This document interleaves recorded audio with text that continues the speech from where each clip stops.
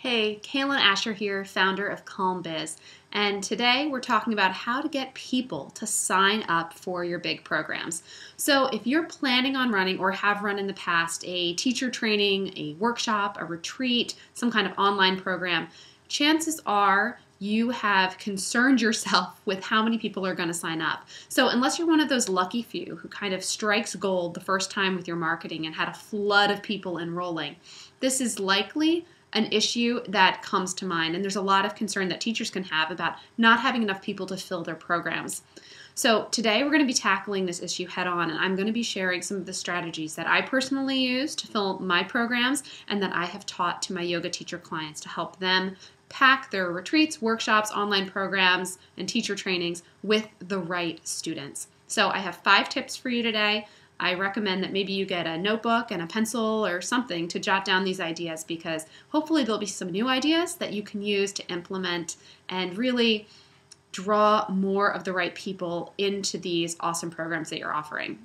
Okay, so my tip number 1 is to host a Q&A. So this can be done in person or online, but it gives your students and others who are interested in your program a chance to get their questions answered firsthand, straight from the horse's mouth, so that they can feel really, really comfortable enrolling with you. These big programs often cost big bucks, and they want to feel as assured as possible that they are going to get the return on their investment. So having a Q&A, maybe a half-hour yoga class followed by a 20-minute Q&A so that they get some free yoga and they also get their questions answered, would be a really great way to calm their fears and then invite the people that are the right fit to enroll right then and there. You have a stack of registration papers, you can collect the money, and you can start booking your workshop in person right at the end of that Q&A. So tip number 2, plan some kind of launch. Now, all these tips, I should say, you don't have to do them all every time, but you can pick and choose and see what ones feel good for you as a teacher, what ones work well for you, and kind of have fun with it. Okay, so tip number 2 is to plan out a launch. So this is something that gets people excited prior to the time when you want them to enroll. So for example, for my online program, Become a Yoga Brand, I run the Become a Yoga Brand speaker series. It's a totally free series. It takes place over 2 weeks. I sit down with amazing yoga professionals and I interview them, and then I release those videos of our conversations and their awesome teachings to the community. Totally free, just heartfelt, really good advice, very, very actionable. But then it gets the people who are the right fit for my program excited to take things to the next level and then enroll. And if they're not, that's fine too. But you could do the same thing with maybe a handful of little free mini classes that you offer, or another maybe online webinar, or you could release a series of audio meditations if you're maybe doing a really robust meditation teacher training or something like that. So get creative about it. Think what would get the right people excited for the big program, and then offer it as a freebie or something that's really low cost and, easy to enter into. Give them something to say yes to, and then move them into the process of maybe joining your bigger program at the end. So tip number 3, invite your students. This one's super simple. If you have a handful of students who you think would be a great fit for your big program that's coming up, invite them. Either write them a handwritten note, approach them at the beginning or the end of class, simply tell them that you think they'd be a great fit. It would be a wonderful way to improve their practice, deepen their experience of yoga, whatever it is, and just invite them. If they say no, it's no big deal. If it's not the right time, it's no big deal. But sometimes just feeling wanted as a student is the very thing you need if they're on the fence about enrolling or not. So number 4, make sure you're speaking clearly through your marketing.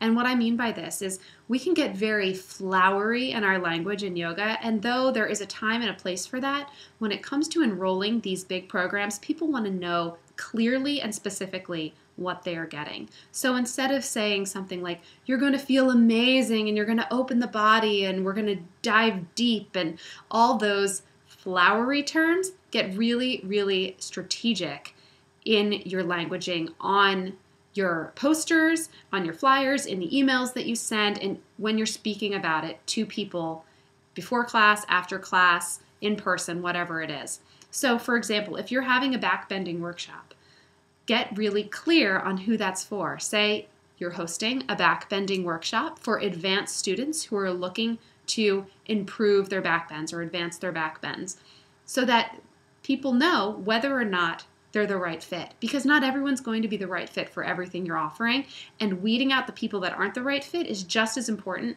as talking to the people who are. And lastly, and this is a tip I've offered before, is to authentically incentivize. And what I mean by that is, instead of just kind of having this wishy-washy enrollment period, make sure people know that if they sign up by this date, they get early bird pricing, which is a great and authentic incentive for them to move forward and enroll in your program if they know they're going to be getting a discount. Another thing is just to put a timeline on it, so that enrollment is open from this date to this date, and so that you can remind them authentically and in a friendly, nice way that they need to get you their money if they want to be a part of your program by such and such a date. Or you could have a bonus that you're offering, maybe a free private session or some kind of online workshop or bonus thing that would make them really, really excited to sign up and move through the process of registering early so that they get those additional benefits. So I hope that these tips are helpful. Just a quick reminder, number 1 was to host a Q&A. Number 2 is to plan out a launch of some sort. Number 3 is to invite your students personally. Number 4 is to speak clearly through your marketing. And number 5 is to authentically incentivize.